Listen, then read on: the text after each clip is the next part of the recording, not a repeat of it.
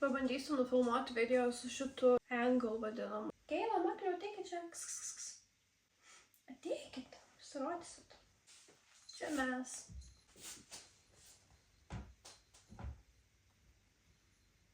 Turiu šiandien bad hair day, bad face day. Ir pagalvojau, kad visai seniai buvau nufilmavus vaizdo įrašą, kai daraus makiažą. Okay. Važiuojam. Pastaruoju metu pasinešiau ant Dior kosmetikos. Čia visą laiką sakydavau, kam pirkti, žinai, brangius brandus, kai gali nusipirkti tipo biudžet, žinai, tos biudžetinius variantus. Kokybė, panašus išlaikymas, visą kitą, ypač jeigu žinai, kaip dažyti, visą kitą, tai nesvarbu kokią kainą, žinai, vis tiek gali išgauti tą efektą. Klydau.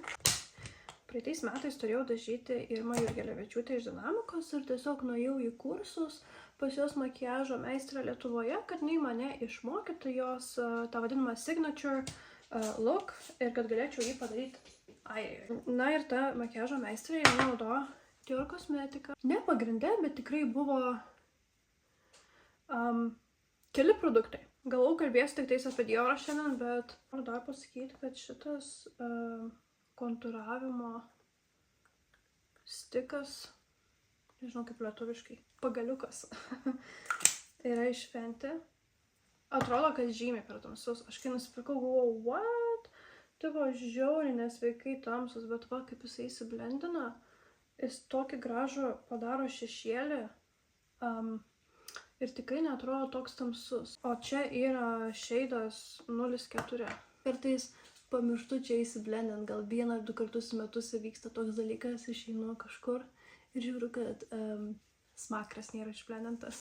Šitą gavau iš Look Fantastic Beauty Box'o. Tai kažkaip galvojau, žinai, reikia sunaudoti, žinai, kad neišmes, kad nepasibaigtų galiojimuose, ką ir visai prilipo. Dior concealeris.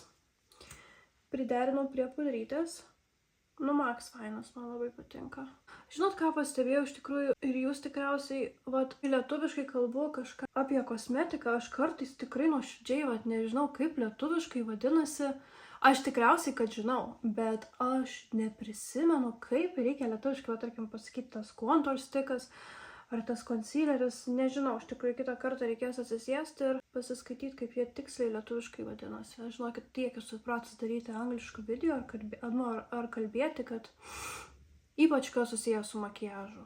Tai čia yra realiai mano 3 mėgstamiausi pudriniai variantai veido kontūravimai. Tikrųjų, daug kas nežinot, bet aš nemėgstu brangių bronzantų arba netradau, kuris man patinka, nes jeigu perku kažkokį žiauriai gerą brandinį bronzantą, tai jis man dažniausiai būna per daug pigmentuotas ir aš mėgstu, kada jie būna nepigmentuoti, kad tu galėtum šiek tiek šešėlio uždėti ir jeigu nori, galėtum tiesiog paskui užbildinti viską.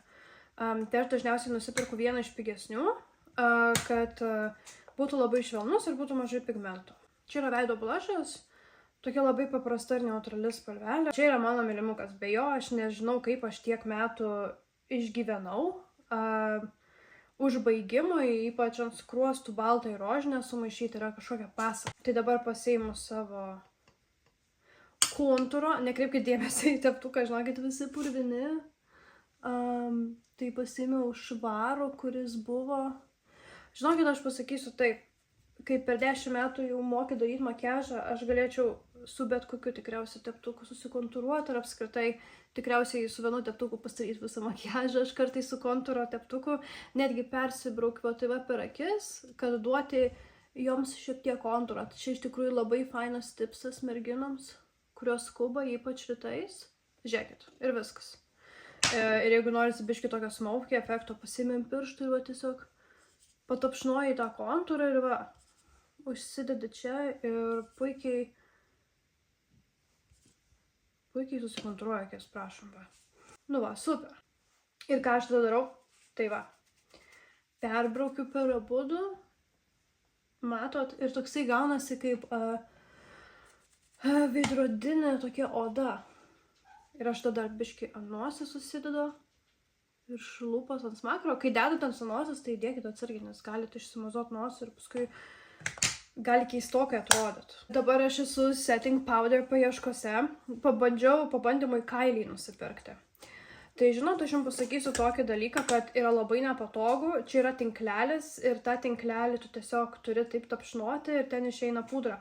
Dabar yra jos daug, bet tarkim, kai tu turi daug klientų iš eilės, turi realiai uždaryti ir kratyti, kad ta pudra išeitų, nes neužtenka tik patapšnuoti tą tinklelį, labai mažai jos patenka ant kempinėlės tada.